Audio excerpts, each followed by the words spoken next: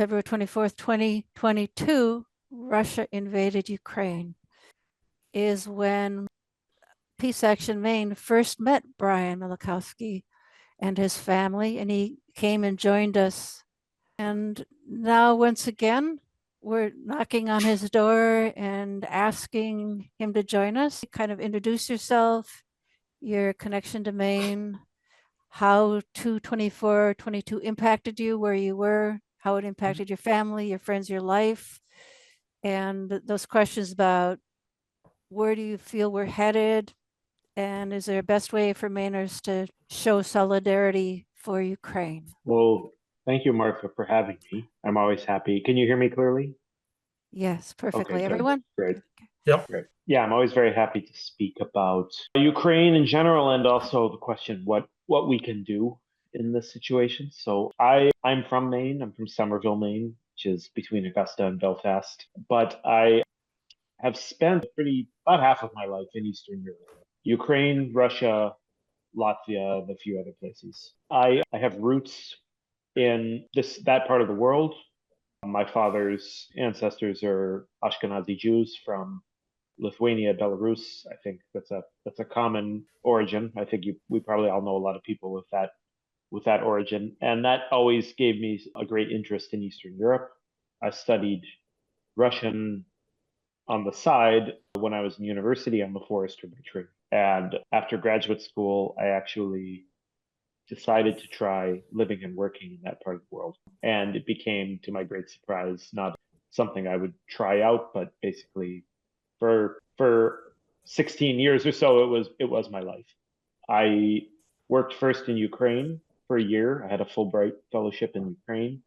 And then I lived for almost 6 years in the Russian Far East, city of Vladivostok, where I worked for a Worldwide Fund for Nature, Beyond the Panda, on forest conservation. I left Russia in 2015 after the first Russo-Ukrainian conflict.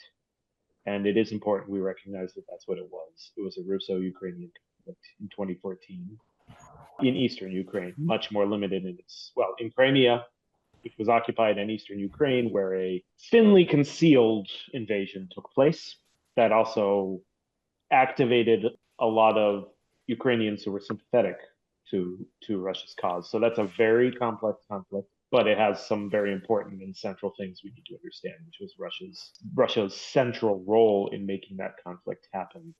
I spent a lot of time trying to understand the conflict in eastern Ukraine. I lived and worked there after my time in Russia for almost 7 more years.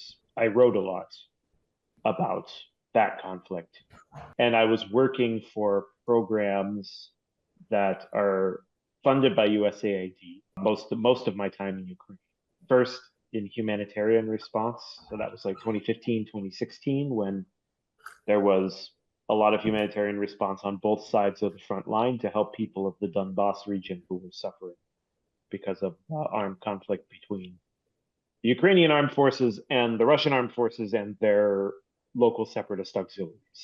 I'm going to use a lot of careful language about that conflict because I think we need to talk about it like what it really was, but also acknowledge what it was, which was an invasion that was also sort of a civil war. It was both.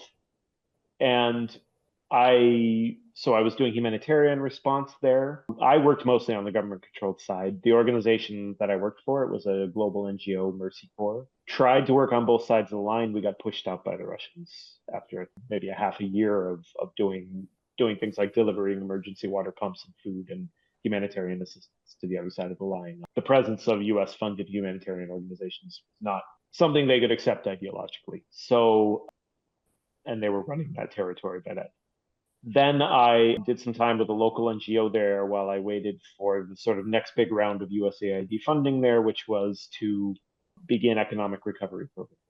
And that was really the biggest work I did in Ukraine, was around how we could support micro, small, and medium businesses that were trying to adapt to this crazy new world where half of their provinces were under Russian control.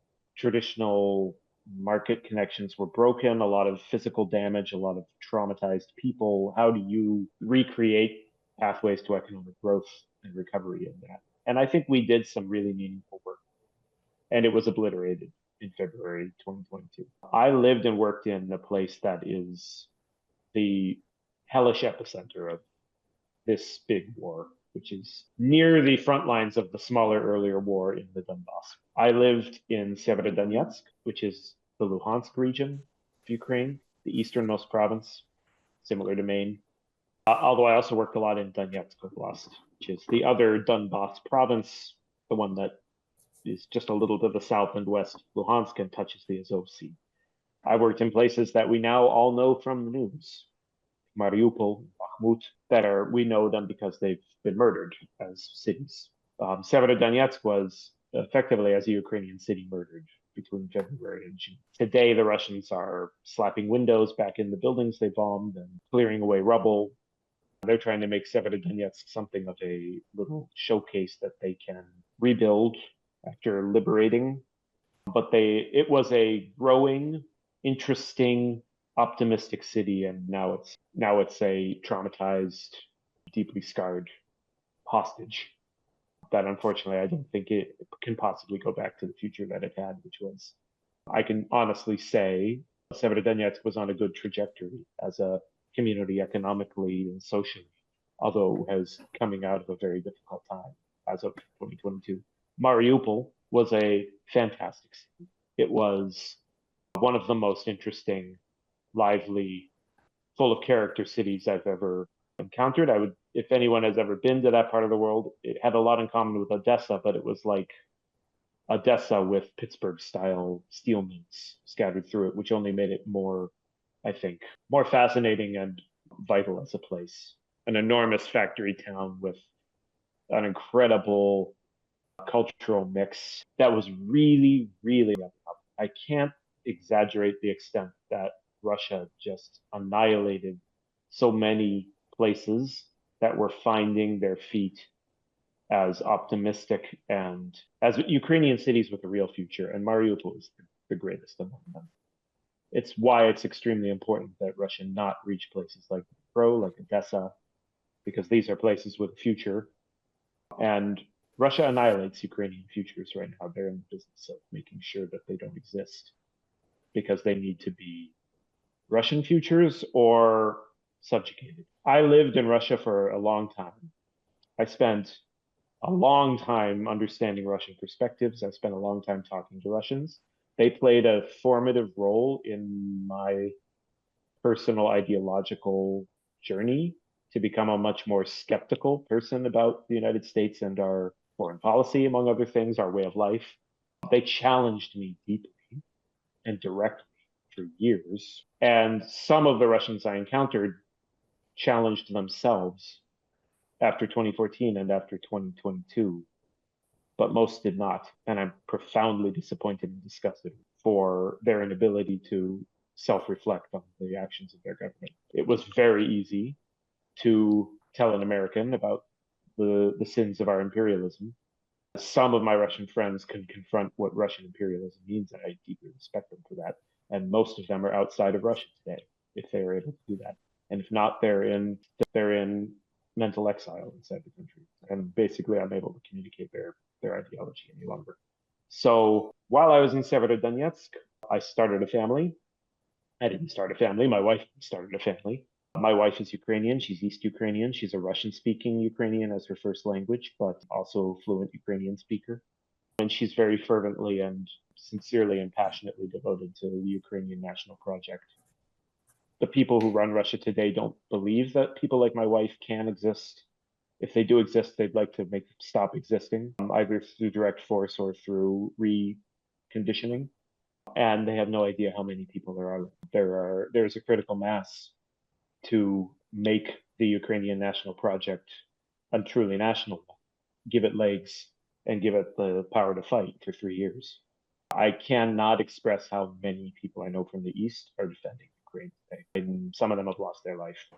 As I mentioned, the first conflict was a very complex one because in 2014, because Russia invaded, but there was a deep, deep division inside Ukraine, and Russia was able to activate a very large number of people in the East, and a very large number of people resisted. And for many years, the question was, what will come next? for the East. And Ukraine did a lot of things wrong and a lot of things right. And as I said, there were optimistic cities with a future where there was still a fairly roiling debate going on about what needed to happen. There was very competitive elections, including with parties that were basically pro-Russian. That's very important. We understand that. The cities where I worked were largely under the control of local governments that were elected, and where the office holders belonged to, I won't get all into the weeds, but they belonged to parties that were very much for finding a compromise with Russia. That's about Ukrainian democracy, which we hear besmirched a lot right now by things like Elon Musk. So my wife and I started a family there on several months before the Russian invasion of February 24th, 2022. I finally listened to the US State Department, which was saying, this time is different. This is not another cycle of rhetorical escalation. This is not going to be another flare up on the front line, of which we had seen dozens over 7 years. This one is serious. Get out of the East. And I was one of the last people working for USAID projects to leave Eastern Ukraine. We first went to Kyiv, and then the clouds darkened over Kyiv. We should have left the country at that point, but we said, this is going to be, if anything, a conflict in the East again. We're going to Lviv, which is a beautiful, beautiful city, former Austro-Hungarian Empire city on the western edge of Ukraine near Poland. And we were there February 23rd, 2022. We watched Putin's speech, where he promised true decommunization for Ukraine, by which he meant the destruction of Ukrainian sovereignty, because he believes in the end that Ukraine is a false construct created by the Bolsheviks. It's a long story. He's profoundly psychologically ill human being with deep historical obsessions. But he promised essentially the destruction of Ukrainian sovereignty, and the next morning woke up to air raid sirens and crossed into Poland by the end of the day. Enormous thanks to the Poles for having a basically open border essentially on that day. Since then, we lived and worked remotely. My wife is also in the humanitarian sector. I was until a year ago, from first Croatia and then Latvia, where my wife's family, my in-laws, relocated to Latvia, which is a country that's done more than I can express to support Ukrainians, both refugees there and Ukraine as a country fighting for its survival. Latvia is a small and not very well-off European country with deep traumas that has no ambiguity about its support for Ukraine's sovereignty and for Ukraine. And we moved back to Maine, for my wife, for the first time this year. I now work for the New England Forestry Foundation. Obviously, my affiliation with that has nothing to do with what I'm saying today. I'm taking an hour of paid time off to speak to you right now. So I still write, I still fundraise, I still work on certain kinds of analysis that I hope will support Ukrainian economic recovery in the future. I'm actually right now writing a paper, which we had no idea would become so incredibly timely, about Ukraine's critical minerals and how the West could use a model called local content that's been used in various parts of the world to make investment in getting minerals like that out of the ground, an actual economic development instrument for the country, instead of the extortionary, just give us your ore deal that President Trump is trying to force on President Zelensky. So that will be published, I think, later, maybe in March or April, by Friedrich Ebert Stiftung Foundation of Germany, their Kyiv office. Where are we headed? I've been thinking a lot about this of late. We do need to recognize that President Biden's approach to supporting Ukraine ran aground by the end of his presidency and really failed to achieve what it needed. President Biden and his advisors, I think they really believed sincerely, and I think they were obligated to think about this. And I'm sure for you as peace activists, you understand this sincerely. He internalized very much the risk that we are dealing with a nuclear armed country with imperial obsessions, being the Russian Federation. And so you need to be careful, very careful. And that made Biden calibrate his support for Ukraine, maybe more than he needed to, I believe more than he needed to, but he was very concerned about the risk of nuclear escalation. What then he didn't do, what he, I would say, absolved himself of his moral responsibility to do, was say, okay, if total Ukrainian victory is not possible, because if we give them any weapons, we might see a sort of act of desperation by the Russian Federation involving its nuclear arms. How do we get to a lousy peace? what amount of force that the United States can provide and what amount of concessions get us to something other than just this war just keeps going. And I think he really just checked out and was not ready to get into such an ideologically difficult thought process. So it was just here, Ukraine, here are arms. When you're ready, let's talk about negotiating. And that was not what needed to happen. There needed to be a partnership between the US and Ukraine to develop a proactive approach to how this war is going to end if the West does not give enough for a rousing Ukrainian victory, which for the reasons I described and many others, it wasn't and couldn't. And that was deeply frustrating, and Ukrainians became deeply, deeply disenchanted by the end of the Biden administration, that he was neither fish nor fowl. He couldn't go all in on support, and he wasn't helping find a way to allow it. And there was the question, well, what will Trump do? And of course, he had the potential to try, and his focus that, I'm going to cut a deal. Part of me said, okay, well, take it seriously, and yes, that may be exactly what we need right now. And a deal is going to emerge from some mixture of the amount of force you're ready to put behind Ukraine as a deterrent, and then between that amount of force that should affect Russia's decision making in some way and an actual ceasefire that holds, at least a ceasefire, there's a delta, and you fill it with concessions. That's unfortunately how negotiations work. I hate the idea of concessions to Russia, but I don't. These are just basic things about how conflicts end. And as we know, instead of doing that, President Trump has made this just, I think, deeply personal decision on his part. I believe he's just deeply personally sympathetic to an anti-liberal, revisionist authoritarian, Vladimir Putin. And so he just sort of naturally slides into finding an accommodation with a person like that. And I think he was deeply offended that President Zelensky did not just immediately sign what was originally just an absolutely outrageous document about sharing Ukraine's mineral wealth as a sort of payback for support that an overwhelming majority of Americans had agreed to give through their elected representatives as grant support to Ukraine, direct military support or financial support, and then also sort of give us this mineral wealth, and it will create an interest, an American interest in Ukraine, so we'll keep the Russians from coming back in. Zelensky didn't really buy that, and he still is not buying it, although he may be strong-armed into it at some point. And we saw this just extraordinary lurch by Trump and everyone around him to suddenly rhetorically begin undermining Ukraine in every way possible. And that's devastating. Ukrainians are in shock, but not entirely. They're sort of putting on another layer of scar tissue to deal with this. We see the president saying that Zelensky is not legitimate, which I think is very much a transmitted argument to him. A deeply absurd argument from a country like Russia. I mean, I lived in Russia through several election cycles. There are not normal elections in the Russian Federation. There are not normal elections in the Russian Federation. So for them to be talking about the legitimacy of Zelensky when the Ukrainian constitution is fairly clear about presidential and parliamentary elections during martial law is absurd. I believe certain figures in the Trump administration are helping transfer these narratives, like Tulsi Gabbard. And I believe Elon Musk is deeply involved in this entire operation, and we saw him reinforcing the president's messaging. I believe Elon Musk really wants to see Ukrainian elections, and he wants to manipulate them as well towards a more pliable Ukrainian alternative to President Zelensky. I think Trump and Musk profoundly misunderstand Ukrainians, who have largely responded by making statements on social media like, I didn't vote for President Zelensky, but as Ukrainians like to say, you're allowed to beat Volodya, which is the parochial nickname for Volodymyr Zelensky.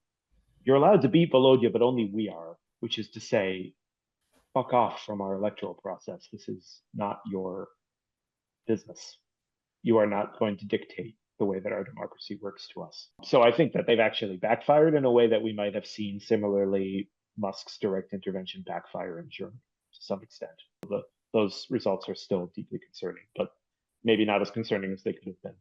So how do we get out of this? I don't know. We still need to find some combination of deterrence and concessions that moves Russia to stop doing what it's presently doing. Russia, specifically Putin and his elite, will grind up any amount of young, middle-aged, and old Russian men as is necessary to achieve his personal goals. In the Soviet Union and in Russia earlier, there were powerful movements, often called the soldiers' mothers movements, to push back against military policies that people felt were not considerate of the value of the lives of soldiers. You saw this in Afghanistan, in the Soviet Union, you saw this in Chechnya, in the Chechen wars that Russia waged in the 1990s and early 2000s. These were powerful movements within Russia. They seemed to materialize at the beginning of this war and were immediately repressed. Russian society is it was a project, I observed it going on in all the years that I lived there, deeply conditioned, herded, contained to atomize and eliminate the possibility for popular action. Many Russians did try to do popular action in the first weeks of this large-scale invasion, and many of them were jailed and many had to flee the country. So we don't, unfortunately, have any kind of serious break on Vladimir Putin's actions from his own public. And he will sacrifice any number of provincial Russians for this goal. He thinks he exists on a different plane from the rest of humanity. He's up there with Peter the Great and Catherine the Great and Alexander Nevsky, regathering the Russian lands. He just doesn't care about actual human beings, including his own citizens right now, let alone, of course, Ukrainian civilians. And so it's, of course, a terrifying situation because he really must receive it in the teeth quite harshly to change his decision making, and he has over the last 3 years, but not to the point to actually be able to stop him. And then, as I said, there's that delta. This is painful for you. This is expensive. You really are losing enormous amounts of firepower and your human horsepower for your army. But we haven't seen a level of force yet that stops him. So then it's a question, is there a level of force and a promise of force in the future that is deterrence? And then fill the delta with concessions. What are the concessions? I've always felt that if the West was not genuinely going to bring Ukraine into NATO in its time of greatest peril, then bargain NATO membership away for the best price possible. And I'm very frustrated that we've sort of continued instead to be like, you'll be in NATO someday. I just don't understand the point of that while the country is in its moment of greatest peril. But if you're not going to bargain it away, then you can maybe bargain away what will there be there in the future. Like Ukraine is going to receive, for instance, a steady flow of arms. Ukraine is going to have these security guarantees. But yeah, we'll leave. No, it won't be in NATO. That's obsessively important to you. Okay. Something has to be put on the table. Personally, I think certain things that would be very difficult, but possible for Ukraine to do, certain things about social policy in the country that Russia wants to impose, I think could be on the table to get to an end to this unbelievable destruction. Unbelievable destruction. And I didn't have great hope that President Trump would be capable of that kind of thinking, but I thought some of the people around him might. So this lurch is very frightening and creates a lot of uncertainty.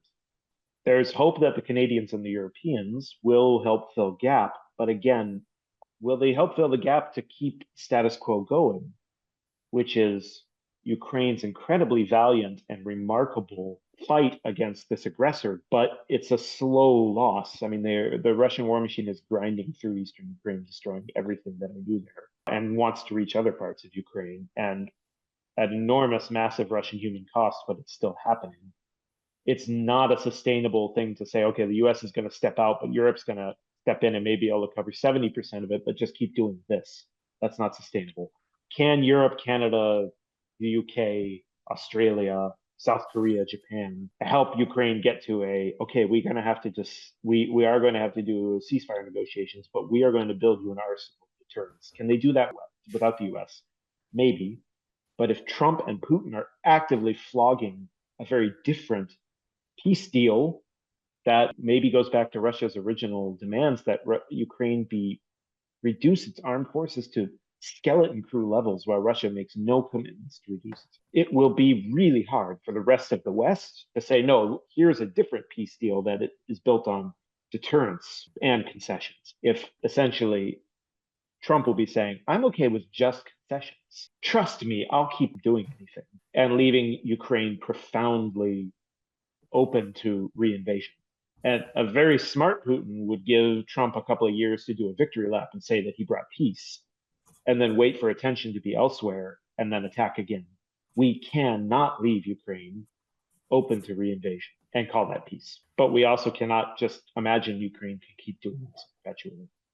So I wish I had a better, 2 weeks ago, I might have been able to say, okay, maybe we're in this moment, this Trump moment. Maybe he's got, some thoughts. Unfortunately, his thoughts, as I said, I think are just very instinctively sympathetic to another authoritarian. And so when snubbed by Zelensky, he just automatically went in that direction. And we see there are no human beings around Trump that seem to be able to break his impulses. And we see certainly no Republicans making any major effort to do so. So what can we do? I'll maybe speak to advocacy and then to support for humanitarian action, which we must always continue to do. We can advocate. I think we can focus on Susan Collins, of course, as Mainers. I think we can focus on Jared Golden and reiterate. But of course, they're hearing this from people like us. What we really need to do is find a voice for the still majority of Republicans who are actually still in Ukraine that signals to the Trump administration that elements of this are not acceptable to your base. And that just sounds like fantasy to even say it, because there just don't seem to be any. It's very hard to get information going that way. Instead, we just sort of have new realities constantly created by Trump, which are accepted verbatim by his followers, and they just begin reimagining their world to fit what he's saying. But support for Ukraine seems to be somewhat stickier than many other things. How do we get people to express that through our elected representatives or through protests, so that it isn't just those of us who are generally not his camp anyway saying it? I think that's our big challenge. How do we find people to say that? And how do we create a message that says we may have to accept a really lousy peace for Ukraine, but it has to be a durable one with a deterrence, with an arsenal of deterrence for Ukraine that gives Ukraine time to focus on survival and rebuilding while it essentially waits, as far as I can tell, for the death of Vladimir Putin, at which point I think things are going to go really wobbly in Russia. And that will be a moment when things can be reimagined. I'm afraid we might not be able to reimagine them significantly before he dies. And I don't think it's very likely anybody speeds his death along. One chance that might have happened, which we were watching with incredible bated breath in 2023, didn't really materialize. There was that strange brief military uprising in Ukraine, in Russia. So that's a difficult message to say, because it's a little bit easier to just say we must be with Ukraine until the very end, when I think we clearly do need to be heading towards some kind of negotiated settlement, because Ukraine can't keep this up. But again, it should not be helping Ukraine organize its capitulation, which is largely what J.D. Vance referred to them. It should be finding a lousy peace that you can survive and building your deterrence, so that Russia does not imagine it can come in and restart this project, which I speak Russian, I speak Ukrainian, I digest news and opinion of both countries. You can just soak all day long in Russian commentators from state TV, in Russian Duma members who are their symbolic parliament, in other people very close to President Putin saying essentially, we will never be satisfied with halfway. We must control or destroy Ukrainian sovereignty. And then say, but really, if we sign an agreement right now where we say Ukraine won't be in NATO and Ukraine has to reduce its army by 10 times, we're not going to invade again.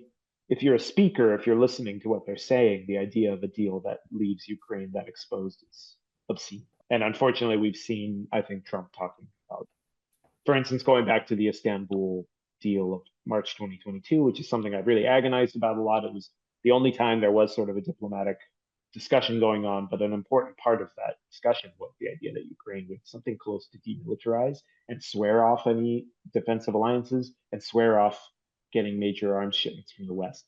So a lot of Ukrainians said, it doesn't matter what the rest of this deal says. They're creating the conditions to reinvade us, which is a very rational fear to have. So we can continue to convey the stickiness and durability of public support for Ukraine.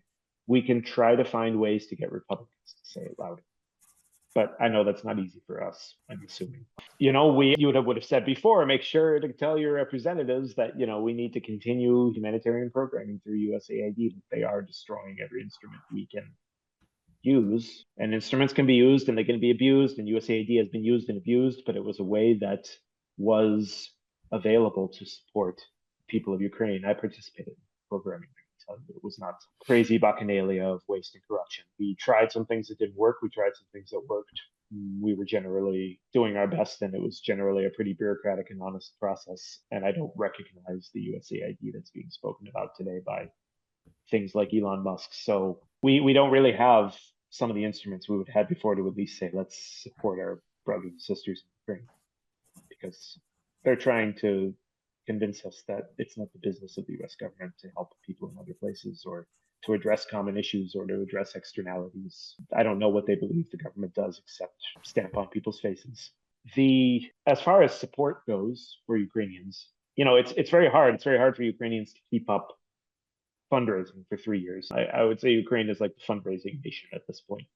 Ukrainians fundraise internally massive amounts, largely to support their army. I'd like to be honest, I fundraise right now largely to support the army, partially because I had fundraised around $200,000 at the beginning of the invasion. Lots of help from Martha. Thank you, Martha, for humanitarian response, because that was before USAID and the other major humanitarian actors could really step in. They are not emergency responders. They are more recovery agents. And there is an extraordinary community of Ukrainian volunteers who were the emergency responders. Their importance now will grow again. Many of them had morphed into working with the big donors, because that's just the way it works after conflicts and disasters. You have to do a lot of rapid emergency response, and then eventually the big gorillas come in with giant grants, and you do try to get them and you do a lot of good, but it's very different. Well, all of a sudden the big gorillas are gone, the funding is gone. I think the people that can still do something are those Ukrainian volunteers. They're used to this. They're not entirely dependent on big donor funding, and they can respond. I will share a link right now for an organization called Angels of Salvation. There is chat. There it is. This organization is the real deal.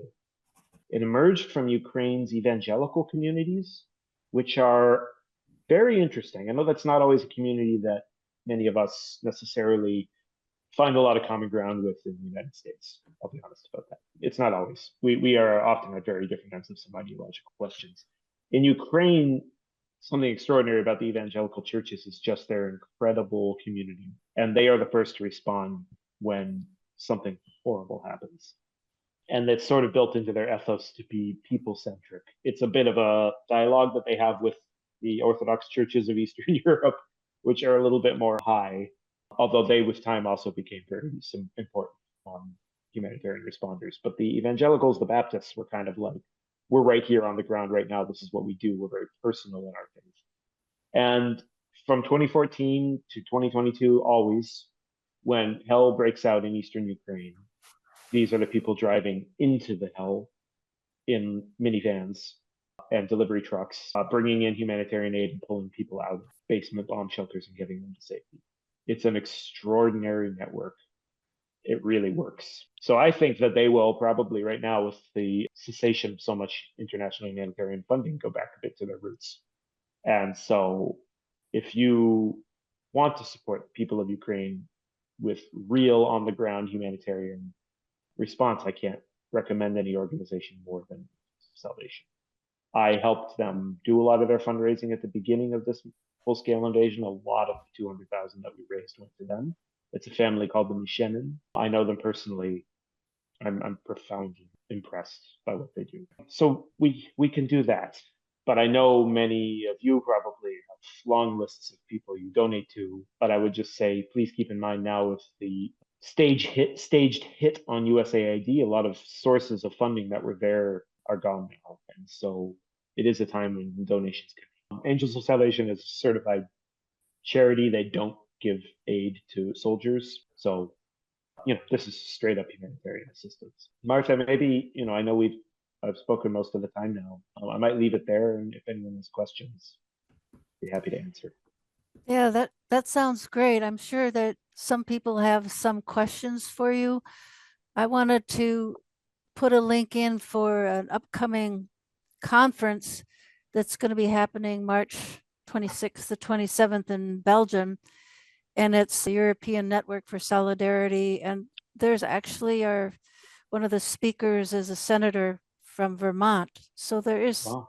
there is some movement going on, hopefully, for getting more direct verbal support and that sort of thing for Ukraine, not just Yeah. humanitarian. Labor union solidarity with Ukraine is quite remarkable. Yeah. I'm not sure that U.S. labor unions have been as involved as European ones, and they have a lot of things on their plate right now. But that's an avenue that's been very meaningful in Europe, including a lot of Okay. aid. Gary, Peter, who's got a question? Misha. Yeah, I have a question about Trump because to me it seems to me that he really doesn't know much, doesn't understand at all. That all his it's all self-interest, and moreover, this now he just echoes Russian propaganda. He just repeats what the Russian propaganda says. It's beyond frustrating.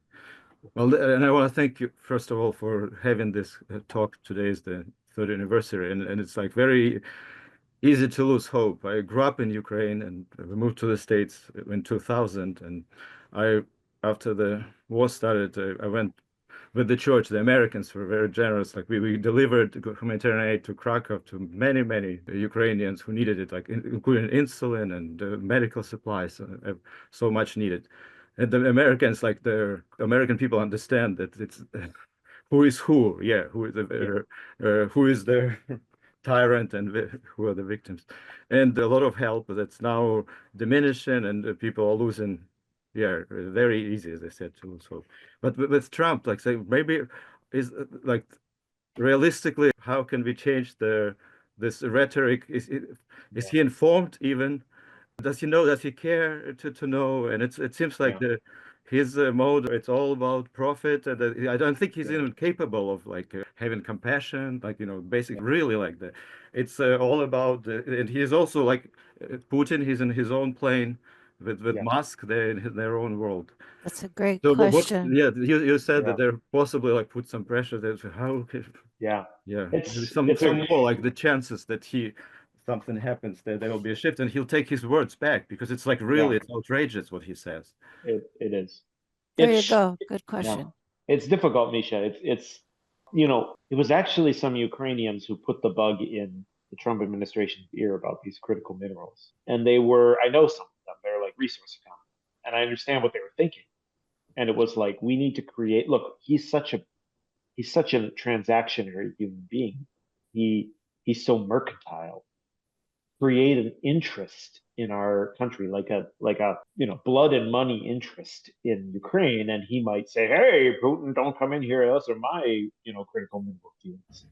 And many of them are undeveloped. So Ukraine was like, we wouldn't mind having foreign investors. I mean, that's always an extremely questionable thing about how well they'll be treated, how well that value will be captured in the country. But when the minerals are like just under the ground right now, they're not being exploited necessarily. Some of them are, some are not. It was maybe not the worst idea, and I think he just shocked Ukrainians by being degrees more exploitative than they imagined he would be if they'd made that pitch to him. Like, hey, we've got critical minerals that you need to be competitive in China. As I was saying, they were thinking something like local content. Why don't we give you first right to these sources?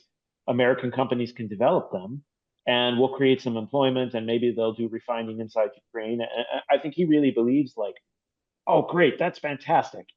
Most of it's mine. You put it on a train, to Germany, and give me that ore. And the conditions are mind-bogglingly bad in that agreement. And Zelensky is pushing back. He's just trying so hard not to burn this bridge, but also convey the dignity of the Ukrainian people. I'm not always a Zelensky booster. I think he's doing an extraordinary job in this situation. Deeply respect how he's trying to do these negotiations. Yeah, so Misha, I don't know, like that. That was not the worst idea to create self-interest, and I think the Ukrainians who put that bug in his ear, and it included some like diaspora folks like Horizon Capital, which is a U.S. investment firm, but it's run by diaspora Canadian Ukrainians in Ukraine. It's has been connected with the U.S. government for decades. They sort of helped put that idea, and then I think they're just going, "What have we done?" Because they couldn't imagine he would offer a version that was like the East India Company. It's basically what it is. It's just, yeah, we'll take your resources. Maybe we'll help you. We'll take them just because we already gave stuff. So yeah, not inviting Ukrainians to the negotiation table. yeah, All this, like treating saying Ukraine that you don't matter because you don't now matter. it's big. Yeah. Yeah.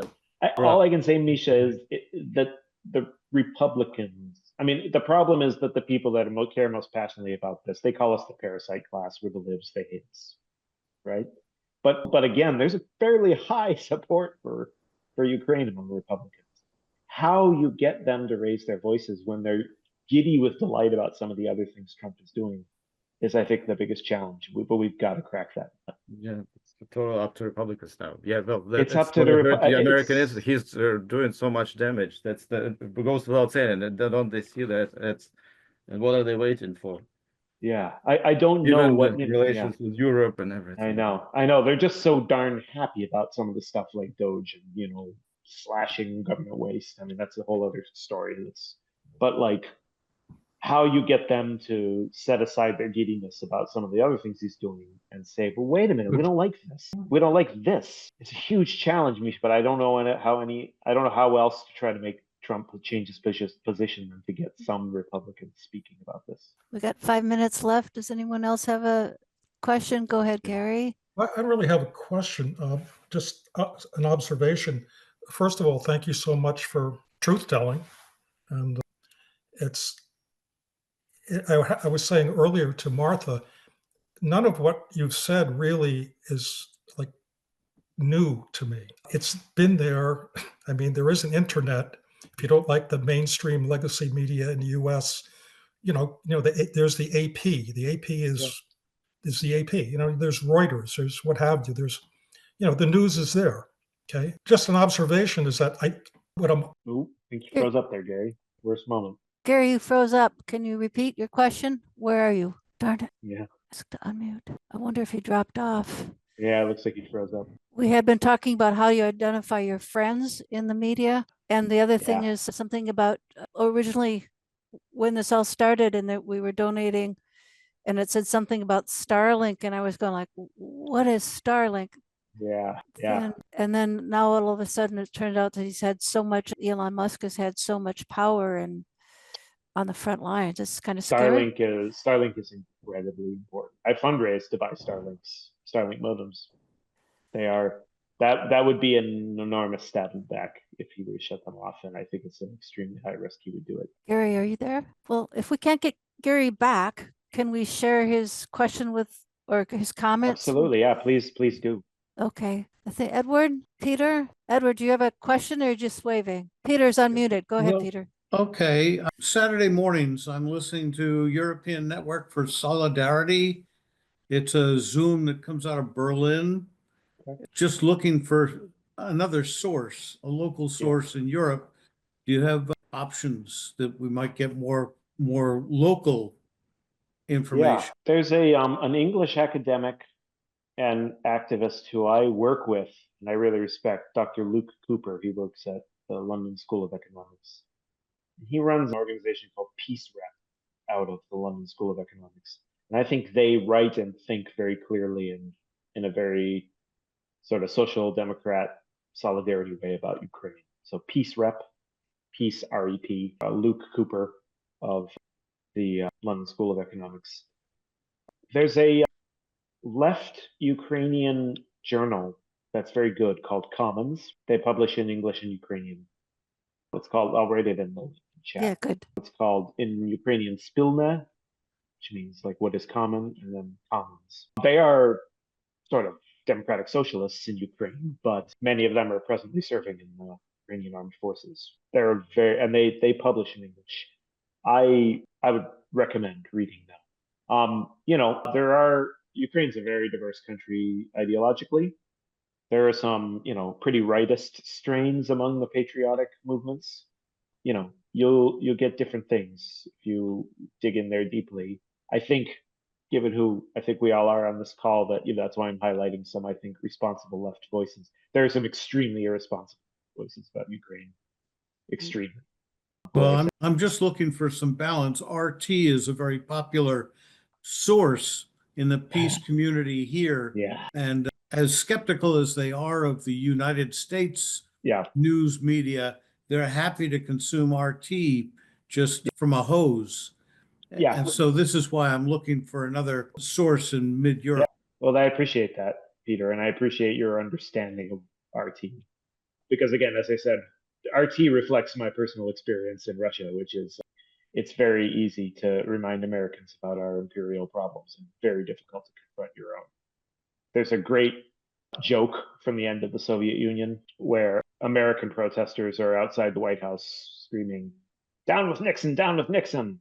And then someone in the Soviet Union says, "See, you always say we have no freedom of speech. We're just like Americans. We can gather on Red Square and say, 'Down with Nixon.'" And I mean, that's RT, right? They might sometimes be right about American imperialism. They will never confront Russian imperialism because they are part of Russian imperialism. So thank you for acknowledging that. I would really recommend Commons. I would recommend Dr. Cooper. And I may think about that more and send Martha some more links as well. I hope she can share. Okay. Well, I thank you for your time. It's welcome, and I'm sure this recording will get some distribution. Great. All right. Thank you, everyone. 1 o'clock. We hope we didn't take up too much past 1 o'clock, and really appreciate your time.